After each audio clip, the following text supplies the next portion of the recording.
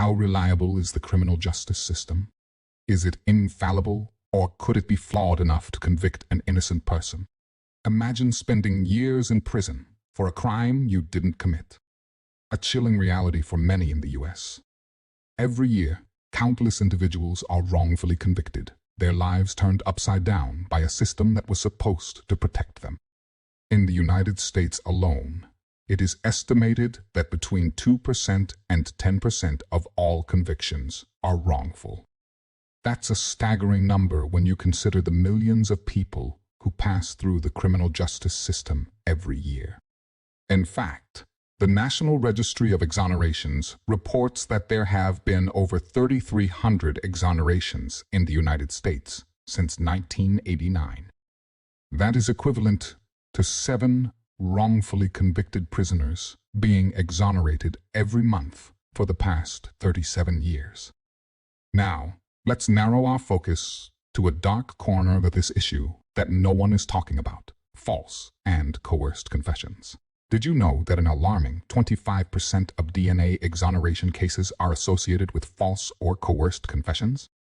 You might be wondering, why would anyone confess to a crime they didn't commit?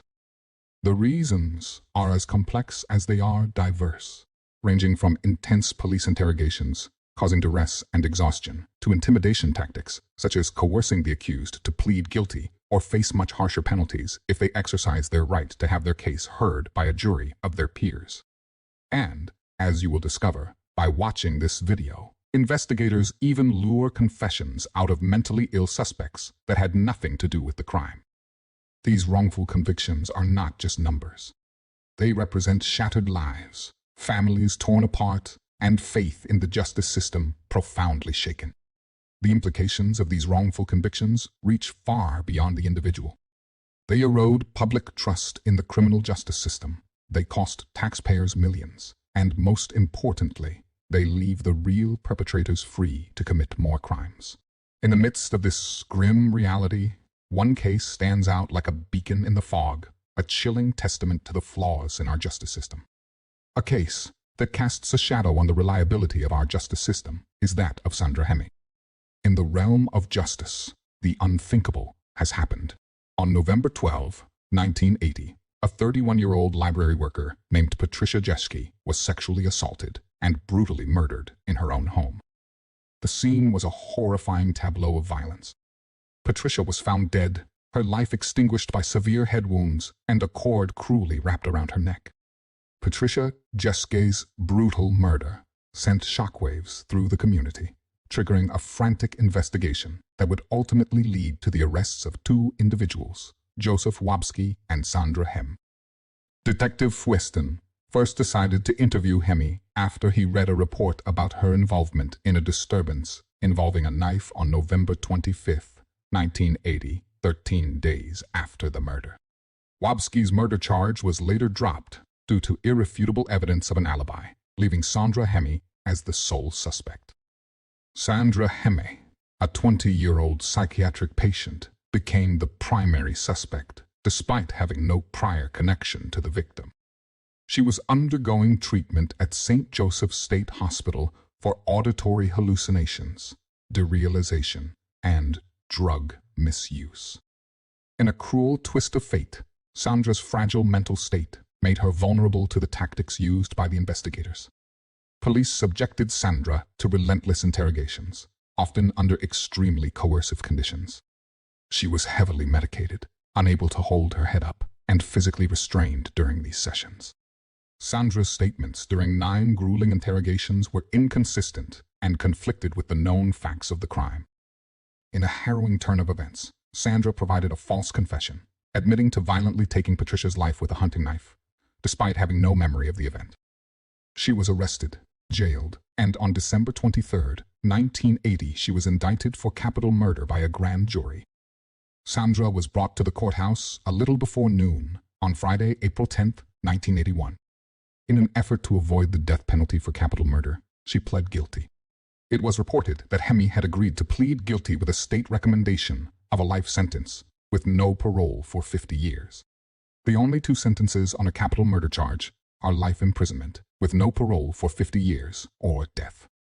Because Hemme testified that she couldn't remember how she had gotten to the murder scene, and she said it seemed like she was watching what was going on.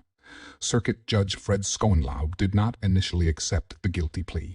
The judge stated, "The court cannot accept your plea of guilty. The case will go to trial Monday." With the death penalty back on the table, Sandra told a story that satisfied the court and was sentenced to life in prison despite the fact that several elements of her story contradicted elements of the murder investigation. Hemme claimed she used a hunting knife to kill Jeschke and then disposed of the weapon at a battlefield park in Lexington, Missouri, but the knife was never found. She also stated she discarded Jeschke's purse near Interstate 70, but that's not where the purse was found. As for the motive for murder, she told the judge she killed Jeschke because of a disagreement over a drug deal, but Jeschke's father vehemently told reporters that Jeschke never used or sold drugs. Hemme's tale is not just a story of a life interrupted. It is also a story of resilience and a relentless fight for justice. She recanted her confession and filed the motion on November 12, 1983, to have her guilty plea withdrawn and sentence vacated, and even when her motion was initially rejected in 1983 by the court that sentenced her, she did not give up. In 1984, the Missouri Court of Appeals overturned her conviction, finding her defense attorney Dale Sullivan ineffective. The court stated Sullivan failed to request a mental examination for Sandra Hemme, and noted there were no known witnesses to the killing, and the only description of the evidence came from Hemme herself. Hemme's new trial was on June 5, 1985. During the one-day trial, most of the testimony came from detectives who interviewed Hemme 5 years earlier when she was sedated and receiving treatment for her mental illness. They read her wildly contradictory and factually impossible statements to the jury. One time, she said she knew about the murder because of extrasensory perception.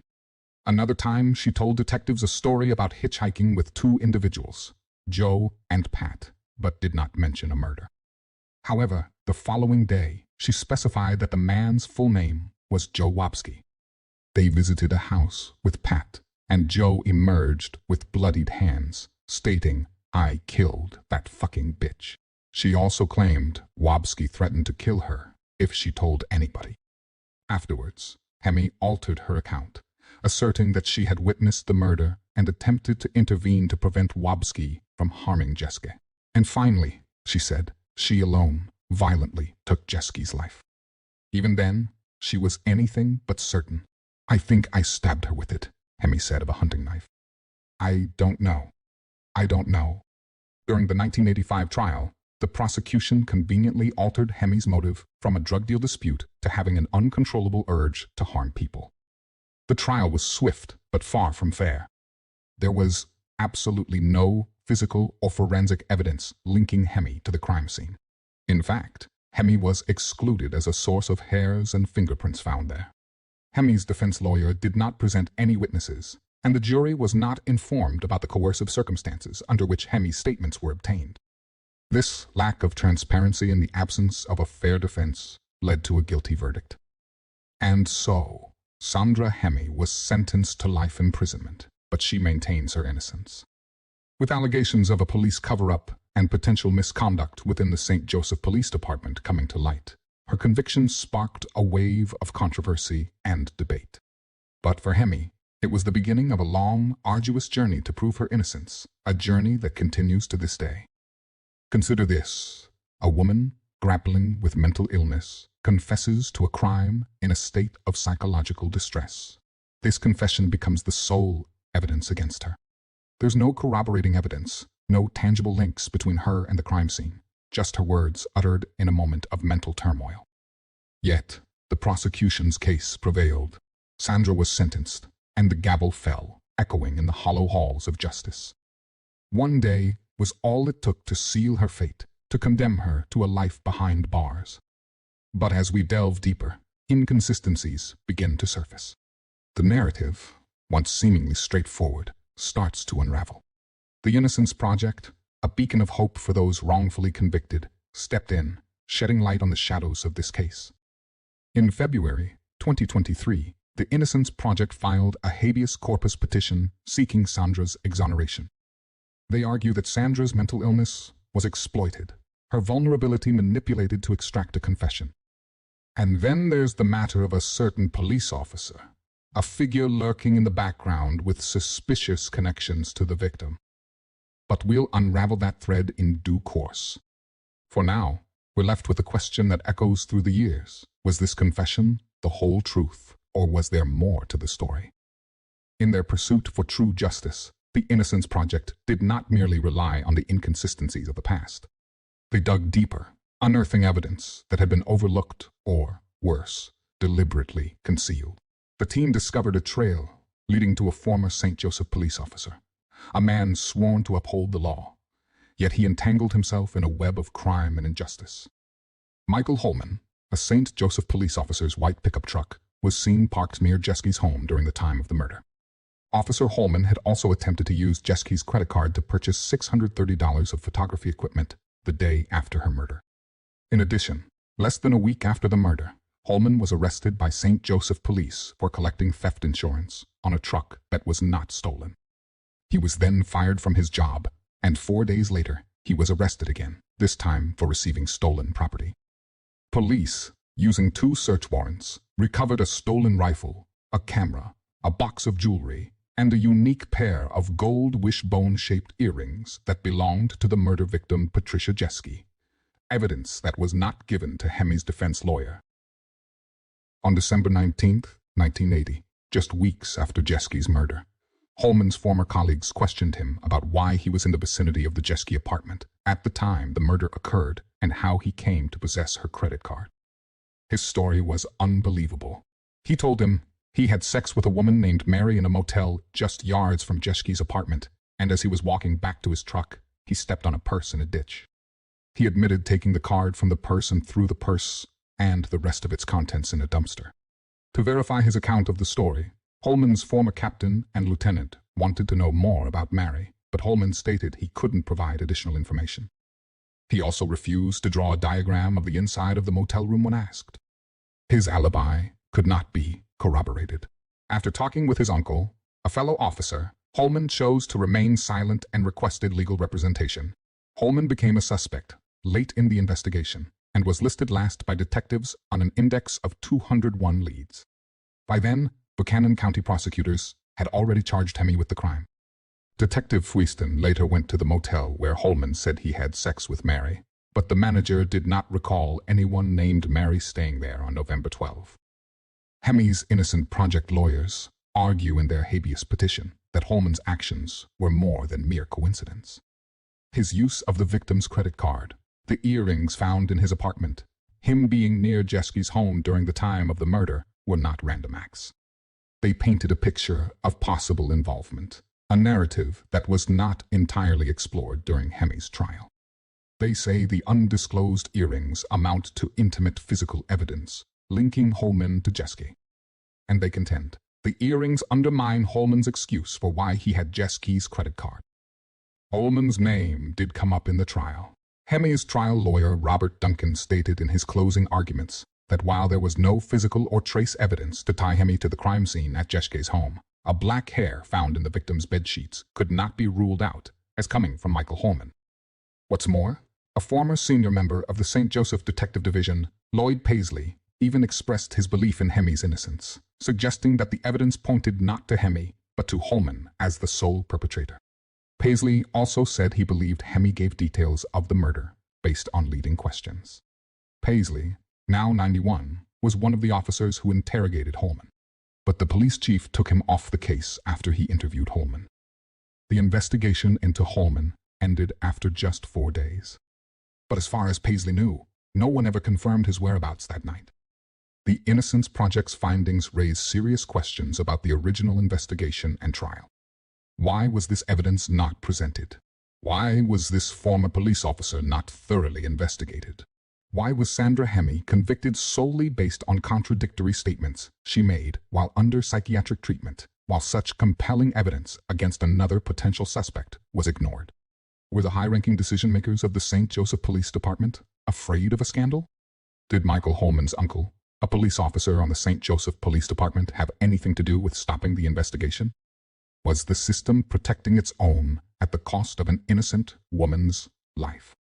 This New evidence does more than just suggest another narrative. It challenges the integrity of the initial investigation and the trial.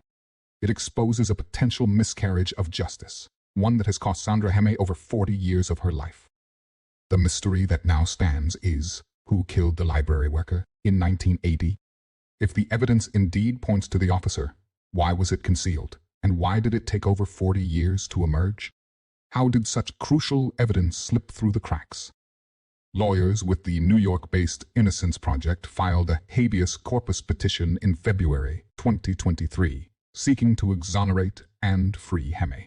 In an uncommon move, the Office of the Attorney General of Missouri, known for their long history of opposing wrongful conviction motions, did not contest the need for an evidentiary hearing. The AG also said that if it turns out that the alleged facts are true, Hemme may be entitled to relief.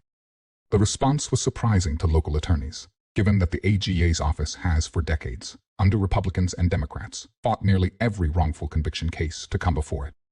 On July 10, 2023, Hemme appeared before Judge Ryan Horseman in Chillicothe, Missouri, and was granted an evidentiary hearing scheduled for January 16, 2024. If successful, this hearing could lead to her exoneration and release from Chillicothe Correctional Center. Hemme is represented by Innocence Project Senior Staff Attorney Jane Poocher, Staff Attorney Andrew Lee, and Post-Conviction Litigation Fellow Natalie Baker.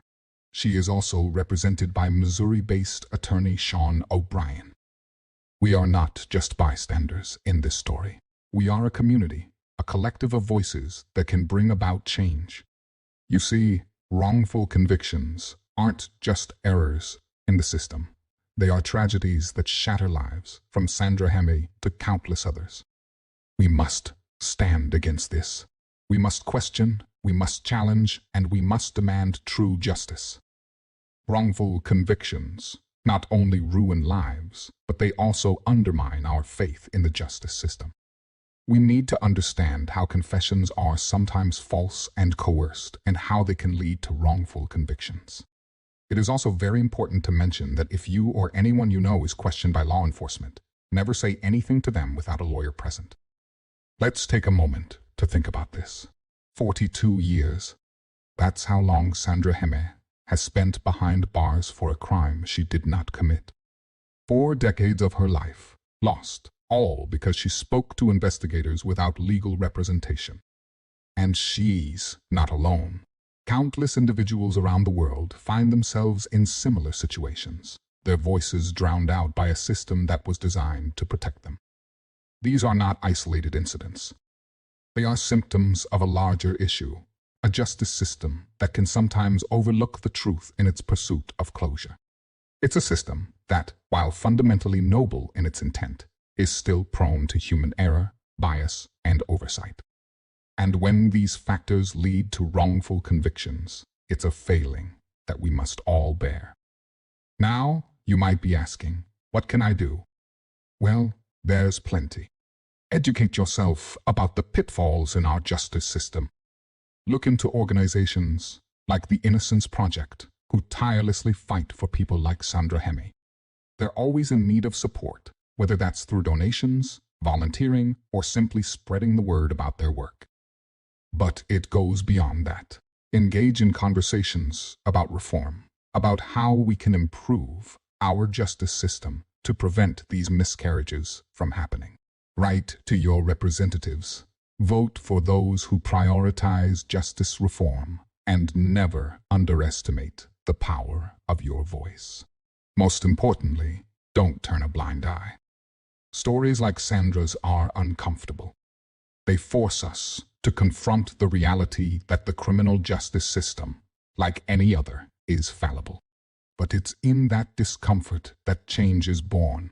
It's when we acknowledge these flaws, when we decide that it's unacceptable for even one innocent person to be wrongfully convicted, that we can start to make a difference. As we ponder on Sandra Hemme's story and others like hers, we are reminded of the critical need for justice, not just for the guilty, but for the innocent too. If you believe in justice and want to support Sandra Hemme's fight, please share this video. Let's raise awareness about her case. In the comments section below, Share your thoughts on false confessions and their impact on the justice system. Or, if you know of a wrongful conviction case you want us to cover, tell us about it in the comments section. We'll be monitoring the conversation closely. Thank you for joining us today on Motion for True Justice. If you want to stay updated on this case and others like it, don't forget to like, share, and subscribe.